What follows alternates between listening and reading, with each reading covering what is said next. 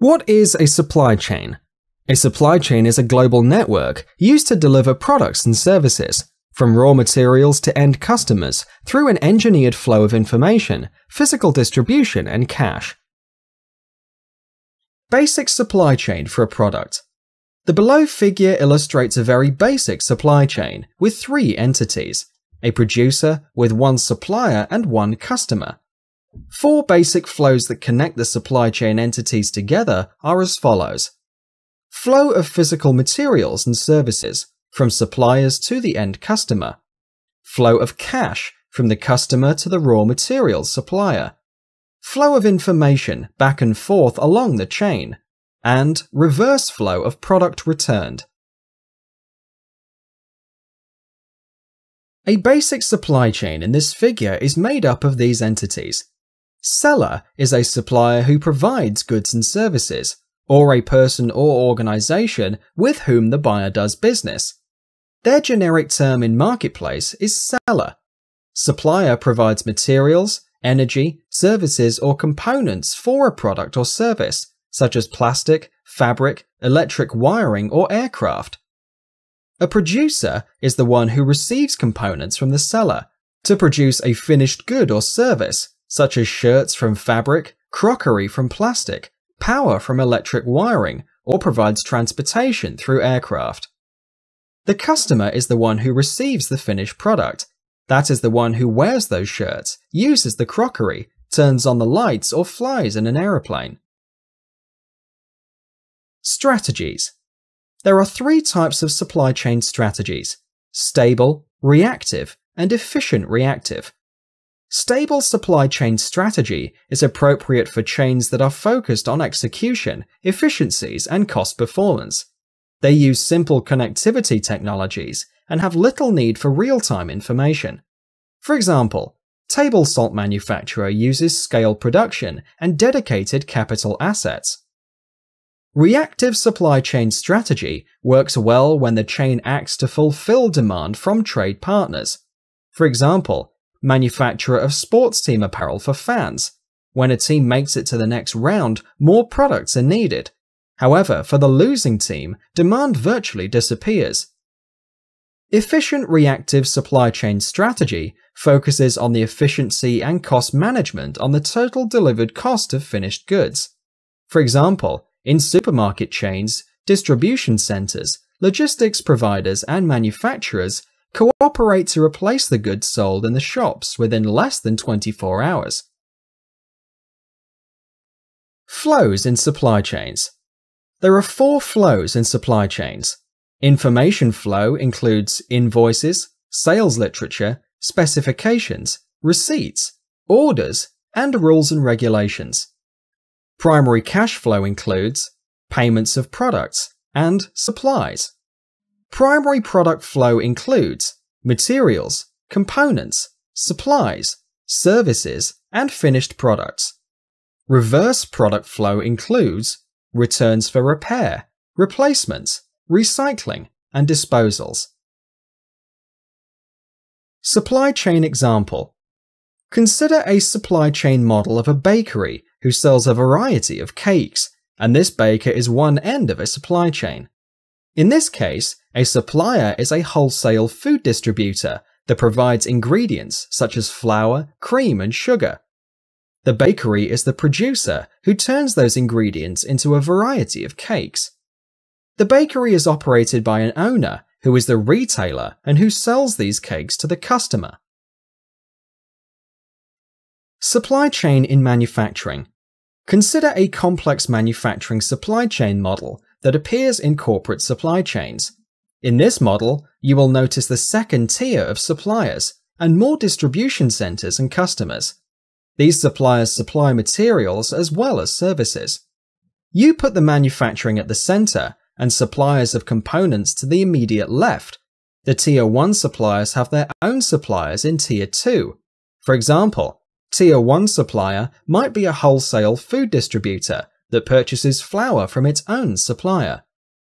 This supply chain for flour starts from farmer's wheat field, which is supplied to the food distributor, processed in a plant, shipped to wholesalers, and distributed to the stores.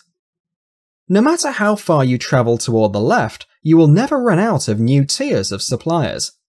Primary product flows from left to right, and primary cash flows from right to left. Supply chain in services.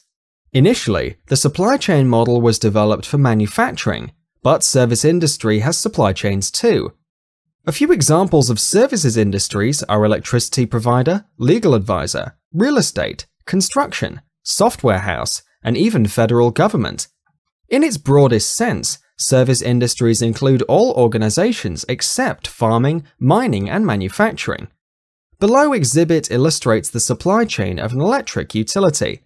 It receives products, services, and supplies, and dispenses its services to home customers, commercial customers, and to other utilities.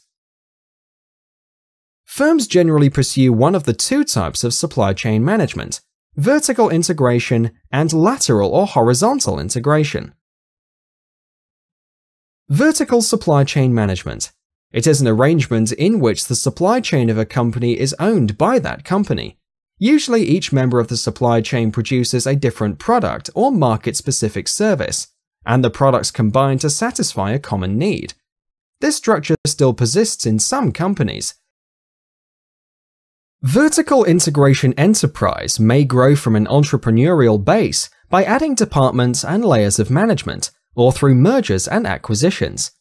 For example, in an attempt to create a self-sufficient enterprise, Ford owned iron ore mines, steel mills, a fleet of ships, manufacturing plants, and showrooms that built and distributed the Ford cars. Horizontal integration. It is an expanding of a business by acquiring a similar company in the same industry. It is contrasted with vertical integration, where company produces different items which are related to one product. A company may do this via internal expansion, acquisition, or merger. The process can lead to monopoly if a company captures the vast majority of the market for that good or service. For example, a company that manufactures shampoo may add other brands to appeal to a wider customer base. Benefits of vertical integration. Its primary benefit is control. No dependency for components or services. Operations can be synchronized with other company functions. Benefits of lateral integration. They achieve economies of scale and scope. They focus entirely on particular business, so develop more expertise, and they know their market well. Differences between vertical and lateral integration. When a company wishes to grow through a vertical integration, it is seeking to strengthen its supply chain, reduce its production costs, capture upstream or downstream profits, or access downstream distribution channels. However, when a company wishes to grow through a horizontal integration, it is seeking to increase its size, diversify its product or service, achieve economies of scale, reduce competition, or gain access to new customers of the same market. Stages of supply chain management evolution. The advances in supply chain management are reflected in each supply chain's development. There are typically 4 or 5 sequential stages globally and within organizations. Starting from stage 0 to 4, they are stable, multiple dysfunction, semi-functional enterprise, integrated enterprise, and extended enterprise. Every organization falls somewhere within these 5 stages. Some companies sheltered from changes, so they are less advanced. Some took advantages of changes, and some organizations believe that they are in the most advanced stage. Step 1. Multiple dysfunction. The nucleus organization lacks internal definition and goals. There are no external connections other than a few transactional links. Below exhibit illustrates the lack of coordinated flows of information or solid relationships among potential partners. Such organizations have unplanned activities, more threats, less forecasting, demand and supply issues, and poor payment flows. Stage 2. Semi-functional enterprise. At this stage, nucleus organization begins to improve effectiveness, efficiency, and quality within functional areas. As explained in a below exhibit, information flow has been improved, and functional areas have been defined. However, departments perform their functions one after the other. There is no collaboration between various departments, and no partnership formed with customers and suppliers. Stage 3. Integrated Enterprise. These organizations are fully integrated between departments using Enterprise Resource Planning or ERP. This is a prelude to end-to-end supply chain management, as explained in below exhibit. Individual firm begins to focus on business processes rather than compartmentalized functions. Corporate wall links supply chain partners together. Stage 4. Extended Enterprise. The firm integrates its internal network with the internal networks of supply chain partners in order to improve efficiencies, product or service quality, or both. Exhibit shows the advancements. This structure allows complete sharing of information across integrated networks, and team building and planning across corporate boundaries. What is supply chain management? It is the management of the flow of goods and services. It includes the movement and storage of raw materials, work-in-process inventory, and finished goods from point of origin to point of consumption. Every product that reaches an end user represents the cumulative effort of multiple organizations. Some organizations have only paid attention to what was happening within their four walls, while some did not. But the entire chain of activities ultimately delivered products to the final customer. The result was disjointed and often ineffective supply chain.